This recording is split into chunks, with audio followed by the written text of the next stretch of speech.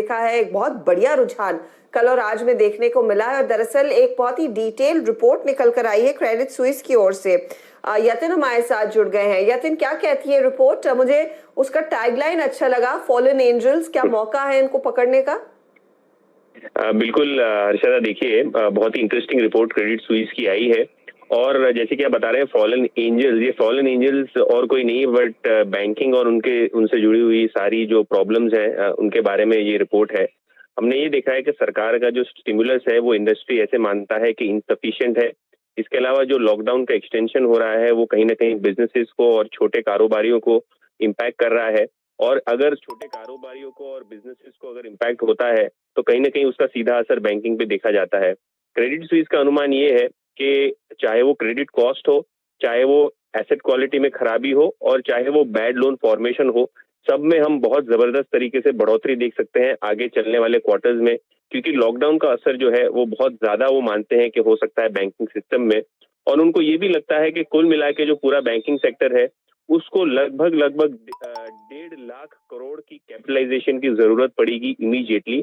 और ये जो 1.5 लाख करोड़ है उसमें से जो पीएसयू बैंक्स है उसको ही सरकार को लगभग लगभग 1 लाख करोड़ की जो कैपिटल है वो मुहैया करानी होगी।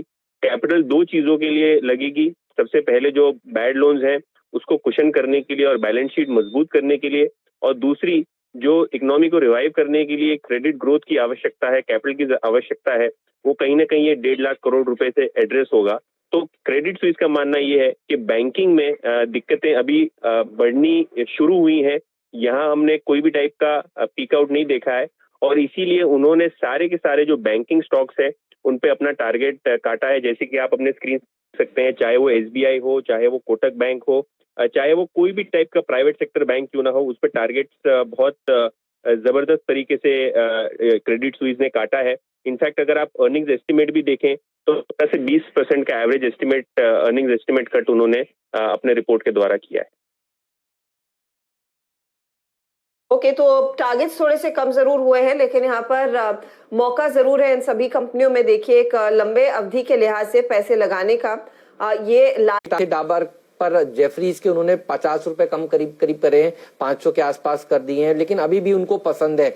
तो कंपनी तो अच्छी है लेकिन लोगों ने अपने लक्ष्य घटाए हैं। क्रेडिट स्विस ने बिल्कुल देखिए वैसे ही किया है। अब 500 के टारगेट थे उनके, उन्होंने 25 रुपए लक्ष्य घटाया है, 475 कर दिया है।